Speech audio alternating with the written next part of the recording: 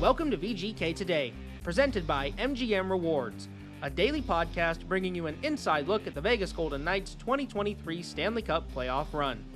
I'm Justin Russo with the Golden Knights on Tuesday, May 9th, and the VGK are fresh off a dominant performance in last night's Game 3 versus Edmonton, a 5-1 win where everything seemed to be clicking on both ends for the VGK. Now, it wasn't a perfect night for Vegas because they did have a key injury to a key member of the team, and that is goaltender Laurent Brossoit. He left the game in the first period with a lower body injury, was moving from left to right in his crease, attempting to make a save in the first period, and he sustained the lower body injury on that attempt, and he had to be helped off the ice. Not a great scene for Laurent Brossoit, a guy that has fought so hard to get up to this level, fought through so many injuries, bided his time down there in Henderson with the Silver Knights, and now with an opportunity to be the number one goalie for the Golden Knights. He had been playing excellently in the postseason, and now he is sidelined. We don't know for how long. We haven't gotten any injury updates from Bruce Cassidy, but sidelined at least for the moment, didn't return to the game last night. But in his place was Adin Hill, and I think Adin Hill's performance certainly alleviated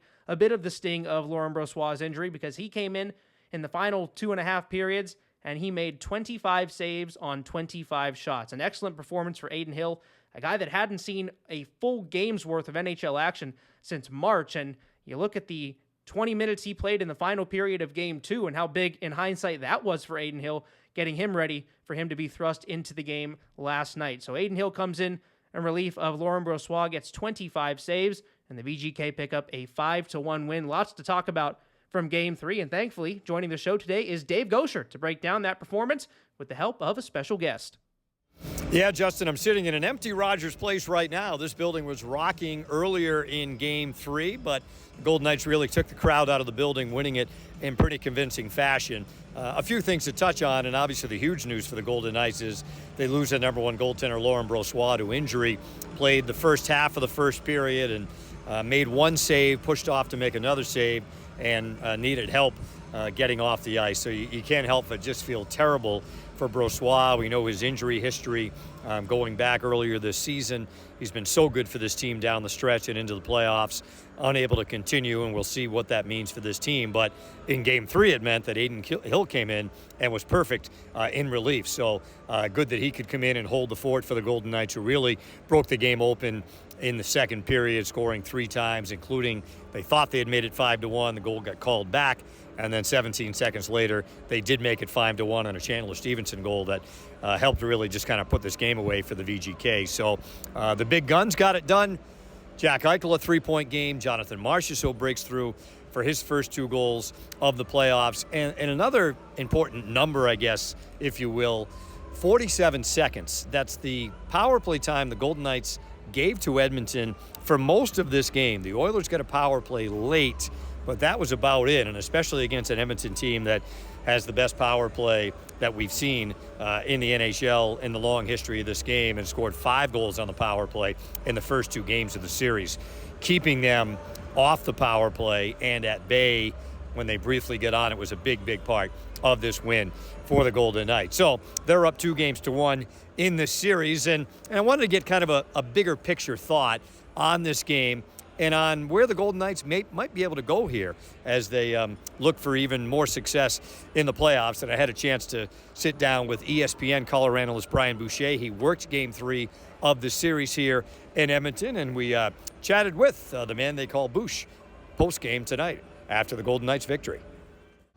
Bouch, you see a lot of NHL, obviously, in your role with the ESPN. How did you see this game unfold tonight? A lot to unpack after Game 3 here in Edmonton. I thought it was a great response by Vegas. I mean, you know, in Game 2, Edmonton had a willingness to get pucks in deep, and really, I think Vegas was prepared for more of a rush game, and they were a little bit shocked by the fact that, you know, pucks were chipped in and the forecheck was ever present for Edmonton. Now, you go to Game 3, I feel like Vegas flipped the script. They were willing to get pucks in. They were able to get in on the forecheck. Thought they defended well. I mean, I thought they defended the rush pretty well. Now, early in the first period, they gave up some chances where I thought they were being a little aggressive in the offensive zone. They were trying to get their D involved to keep plays alive, and maybe some plays that led to some odd man rushes that they got away with. after the goaltending change where Brossoit left the game, I thought they did a really good job of having that recognition and the forwards being more connected and a lot less odd man rushes. So look, I mean, the energy was there. The mistakes they made were out of aggression, which I think you can live with. And I thought they just had much more jump in their step, which led to success tonight. You lived the position, Boucher, for a long time in net as a goaltender. What kind of an impact does it have on a team when you see your main guy in the playoffs, like Laurent Brossoit has been for the Golden Knights, leave the game like he left the game? Yeah, that's upsetting for a group, right? I mean, they know what this guy's been through. I mean, it's been a tough year plus for him with regards to the surgeries and having to go back down and find his game. And, he's really worked hard to get to where he is. So there's no doubt that that's upsetting. But having said that, I mean, everybody has belief in other guys in the room. And for Adin Hill, he's had difficulty staying healthy as well. But at times he's played some pretty good hockey. And, the fact that he was ready, I think, speaks volumes to his preparation and the work that he's putting in. And when he comes in and makes a couple of saves early on, it kind of settles things down a little bit. Now you can be like, okay, we're going to be all right. And I think I think the team in general responded really well. Yeah, it could be an upsetting event when you see your goaltender, have to get off the ice like that. But when you have a guy that comes in, does a job like that, and then you kind of settle your game down and you stop giving up those odd man rushes, and now your game starts to spend time in the offensive zone. I thought they just responded really well to a situation that could have been really bad. Did it feel early, Boucher, like it could have been a little different? Edmonton scores early, Draisaitl hits the post, and then it just never turned out that way, but it could have been different. 100%. We said it on our broadcast that if they capitalize on one or two of those, the tone of the game could have gone a lot differently. So, there was some mistakes made, obviously. They got away with them. But again, if it's a mistake out of aggression, for me, I don't have an issue with that. Like, I think the D needed to be more involved tonight for Vegas if they wanted to sustain offense, Like, I thought it was too disconnected in game 2 where maybe the forwards were working hard, but they just couldn't get anything going in the offensive zone. Whereas tonight, you could tell there was a concerted effort for the D to be on their toes, to keep plays alive. They made some mistakes. They got away with them. That happens in hockey. And then the last 40 minutes, I thought, was rock-solid hockey for Vegas. And it seemed like a concerted effort for Vegas to stay out of the box. 5 power play goals against the first 2 games. I mean, I think it was 47 seconds of power play time, and then late Edmonton had one, especially against, we say, a power play that's the greatest power play in the history of the game. Yeah, well, look, I mean, when you spend time in your own zone, a couple of things can happen. You can get a goal against, chances, or you take a penalty. And I thought they did a good job of recognizing when pucks were dumped in, the D got back for the puck hard. They made plays. They escaped the forecheck that Edmonton tried to establish. It didn't get established. And because of that, they didn't spend time in their own zone, so they didn't take penalties. And I think that's the way you got to play. So give credit to their D. Their D did a good job of getting back to those pucks and making plays and executing. You do that, then you can get to your game. And staying out of the box is critical in this series. I mean, I know it seems so simple, but this team, 5-on-5, the Oilers, is a much different team than they are on the power play. And don't kid yourself. That last kill I thought was significant too, because you got to build confidence knowing that you can shut down that top unit. That top unit wanted to score. Make no mistake about it. They wanted to get one past Adin Hill. They came up with a big kill. A lot of positives for Vegas to draw upon here tonight. Vegas scores 6 in the first game, Boucher. Edmonton wins 5-1 in the second game. Vegas wins 5-1 tonight. A couple of lopsided wins. What's your belief in momentum in the playoffs? Is every game its own chapter? Do you kind of start fresh? I don't think it carries from game to game unless there's a major event in that game. Go back to Edmonton's first round series against LA, right? They're down 3-0 in game 4. They lose that game. They're down 3-1 in the series. They battle back and win that game. That's a major event, right? That's where momentum can carry on, because it's demoralizing to the team that was up 3-0 and had a chance to go up 3-1. Now it's 2-2. So I think an event like that, yes, momentum does carry. It can be crushing. In this, I don't see how any momentum carries. I think what it is, I think it's the level of desperation and urgency in the team's play that matters most. And tonight, Vegas had it. I mean, they got away with a few mistakes in the first period and then settled into it, and you could tell they were the hungrier team. In game 2, Edmonton flipped the script. That was them. So I suspect game 4, they're coming into a hornet's nest in game 4. Adin Hill, sometimes it can be easier coming off the bench. You don't think about it. He may have a sleepless night in a couple of nights, right? I mean, that's going to be a different story for him to start the game and have to think about it. But it's a big one. You know, Edmonton will be ready. They will be fired up in here, much like in the LA series. They could have gone down 3-1. They tied it 2-2, and the rest was history.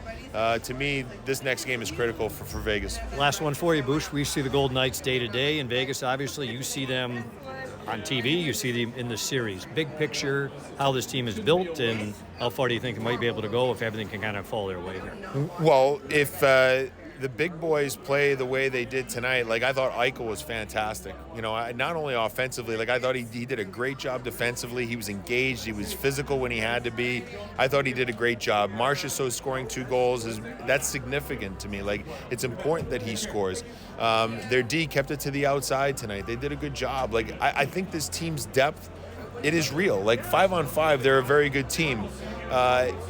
The only area they're in trouble with Edmonton is if they take penalties, and it allows their big guys to find their confidence and get buzzing around. So I think this Vegas team is for real. Look, they play the way they did tonight, where they're the aggressor, they're on the forecheck, they're spending time in the offensive zone. That's how you get out of the hockey game, taking only 1, 2, or 3 penalties. And if they do that, they have a real chance. Bush, thanks for this. So it's always good to catch up with a fellow Rhode Islander. We'll see you further on down the road. All right, Coach. Great to be with you. Wicked awesome, dude. Well, a couple of wicked awesome dudes there in Dave Goucher and Brian Boucher, and I like the perspective that Brian was able to offer from that national lens, right? We all watch the Golden Knights on a daily basis. We're very in tune with them. We see them through a certain lens, but getting that national perspective, I think, is good sometimes to either reinforce what you're seeing every day or maybe challenge some of those things that you think about the Golden Knights. And I think you heard a lot from Brian there of what the Golden Knights, what Bruce Cassidy has been saying all year. And I especially thought back to what Bruce said in the first round against the Winnipeg Jets. I think Brian echoed that statement from Bruce in what he said in this interview when Bruce was talking about how our top guys have to be better than their top guys. And that's what it came down to in the end for the Vegas Golden Knights. You saw how Mark Stone, Jack Eichel, Chandler Stevenson controlled the rest of that series, and the Golden Knights were able to defeat the Winnipeg Jets in just 5 games. So I think you saw a little bit more of that in Game 3. Jack Eichel getting on the board a few times with 3 points and that big goal, the 4th one for the VGK. Chandler Stevenson chipping in with a goal as well. And Jonathan Marchessault finally getting a couple of goals to go for him in this postseason. It feels like we've been talking about the last few games. Jonathan Marchessault, at some point, with the way that he's been playing, he's going to get one. He's got to get one. And he got 2 against the Edmonton Oilers. And that is just a great sign for Marchessault. And you know that he is going to keep raising his game as the postseason moves along. So we shift gears now from Brian Boucher, and I want to take a moment to take you around the locker room for the VGK and let you listen in on what Bruce Cassidy and some of the players were saying after the Game 3 win. And we'll begin by taking a listen in on what Adin Hill had to say in terms of his mindset as he was coming into the game. I saw it earlier this year when it happened to LT. It sucks to see your teammate go down like that, and LB's a great guy and a great goalie. So it's tough to see that, but you kind of have to flip the switch, and we got a hockey game to play. Well, it was big in hindsight for Adin Hill to get that playing time in the 3rd period of Game 2, and after Game 3, he expanded on that a bit and spoke about how that helped him, as well as talked about how he was staying sharp in the last few weeks for if he eventually had to get into a game, which we know he did in Game 3. Yeah, it definitely helps. I mean, I got hurt a little while ago and didn't really have much game action other than a couple periods in Henderson, so it was nice to get in there for that 3rd period the other day, kind of get a feel for the game, get up to game speed, because you can't simulate that in practice, so it definitely helped. I mean, it's just trying to be patient and stay on my feet as long as I can is the biggest thing I think I'd focus on, just tracking the puck and being patient, and I feel like when I do that, I'm at the top of my game, so I felt like kind of before I got hurt there, I was doing a really good job of that, and I feel like I've kind of picked up where I left off, but I mean, our guys tonight played an unbelievable game, as I'm sure all you guys saw, like keeping guys to the outside, we boxed out guys in front, made my night really easy. Adin, of course, appreciative of the effort of the guys in front of him to help him get that win, 25 saves on 25 shots for Adin Hill. And we'll take a listen now to what head coach Bruce Cassidy, Jack Eichel, and Zach Whitecloud all had to say about their goaltender. You look back and you're kind of fortunate, I think, for him, his sake, he got in the 3rd period the other night just to get a taste of the kind of temperature of playoff hockey. So wasn't best circumstances, but probably helped him a little tonight. As for our team, we've been through a lot with goaltenders all year, and I think we'll try to keep playing the same way no matter who's in there, and that's what we did tonight. And I think the situation gets magnified, so our guys are even more alert about how to play, right? Because you don't want to hang him out to dry. He's a good teammate. He's been great for us all year, so I thought they played the right way to allow him to get a feel for the game, and it worked out well for us in the end. it can impact your team, obviously, and it has in our team in a positive way. We've used a lot of different guys at that position. They've all played well. So I think that's the good part for us, is we know the guy going in there is going to give us some timely saves. We don't rely on him to win games for us. Might have to happen here or there, but in general, we have tried to play well in front of our goaltender, no matter who's in there, and that's, just product where we started in September. We wanted to be a better defensive team, and most nights we feel we are, not every night. And I think Hilly did a good job, made some saves when he needed to. We didn't tax him with a lot of sustained pressure shifts, and it worked out well for us. Yeah, gutsy performance by Hillsy. That's not an easy thing to do. I've never done it, so I can't even really say how it is, but I'm sure it's tough. First of all, it's tough to see our starting goalie go down and be in the type of pain he was in. You don't want to see anyone go through that, and we know what LB's been through in terms of rehabbing and getting back to great playing form. So it's tough to see him get injured there, but a ton of credit to Hillsy coming in mid-game, and I know he hasn't played a lot lately, but I thought he did a great job. Hillsy's been big for us all year. He's a big character guy, and he's a guy that rises to the occasion like that. So obviously you don't want to see one of your own guys go down like that in LB. But obviously Hillsy came in and did the job extremely well. So at this point, a goaltender can sort of affect the tone or affect how the team plays in front of them. You guys have had 5 different starters this year. Are you accustomed to playing essentially in front of anybody? Just we trust all guys that are going in there. They're all capable of doing the job and being starters in this league. So obviously, again, you don't want to see a guy go down like that in LB. Again, I don't want to say it doesn't matter who's in there, but we're going to play the same way for any single guy that's in there and battle the same way every single night for our guys. So. Well, Adin Hill, one of the younger guys on the VGK, of course, but a group of guys that they've been leaning on this entire postseason, really this entire year, is that veteran leadership that they have. The guys like Alex Pietrangelo, Alec Martinez, and now you throw Jonathan Quick into the fold in that goaltender position. Guys that have won Stanley Cups, have that experience, and that the younger guys can lean on throughout the postseason. And Bruce Cassidy and Jack Eichel both touched on that veteran leadership and how it's helped them through the postseason, as well as touching on some of the depth that Vegas has and how those two things come together to make Vegas such a strong road team. I think it's, first of all, we're a veteran group, so noise or whatever it is, hostile crowd environment, whatever, it doesn't bother us. We're not fazed by that. I think we're a 4-line hockey team, and on the road, when you don't have last change as a coach, you have to trust whoever's going on the ice because they can match. And I think our guys we've established that from day one, that everybody's going to be able to play against anybody. Do we prefer matchups? Yes, but we're not going to run from them. And so I think guys feel good about their game because of that. Hey, he's not yanking me on and off the ice. I'm trusted to get the job done, whether it's McDavid or if it's whoever your opposition is or what line. And I think that has something to do with it. We've done that with our D pairs. So I think that has something to do with it. And I also feel, for whatever reason this year, it seems like some of our early chances in games have gone in the net more on the road than at home for whatever reason. I don't know if that's just hockey luck, but it just seems like that, that's happened to us. So it gets you into a better frame of mind right out of the gate. You're building off an early goal.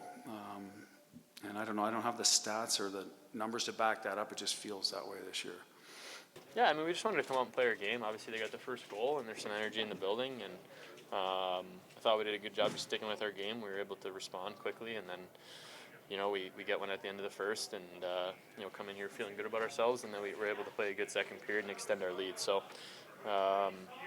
it's good. I think like you said, we've been a good road team this year. Need to do it again. Here coming up in Game 4. What is it about this team that's let you respond and adjust so quickly game to game? A lot of veterans, a lot of guys that have played a lot of hockey in this league and won, and I think everyone understands if you don't have your best game, how to respond and come back and play. And I think we also know that they're going to come back and respond better in Game 4. So we're going to need to up our game and be prepared for a tougher night. But it was good to get a win tonight and feel good about ourselves. But our work's not done up here in Edmonton. Obviously, we want to take care of business in Game 4.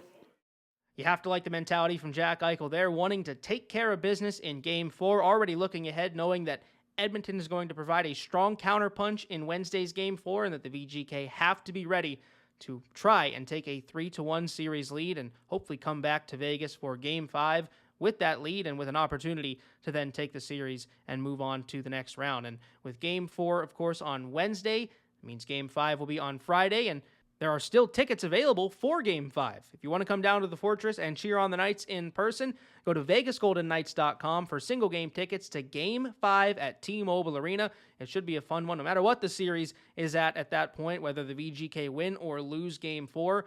Either an opportunity for Vegas to win the series in Game 5 or an opportunity for you to give them an even bigger push in Game 5 to help them retake the series lead should they fall on Wednesday. So again, go to VegasGoldenKnights.com for tickets to Game 5 on Friday at T-Mobile Arena.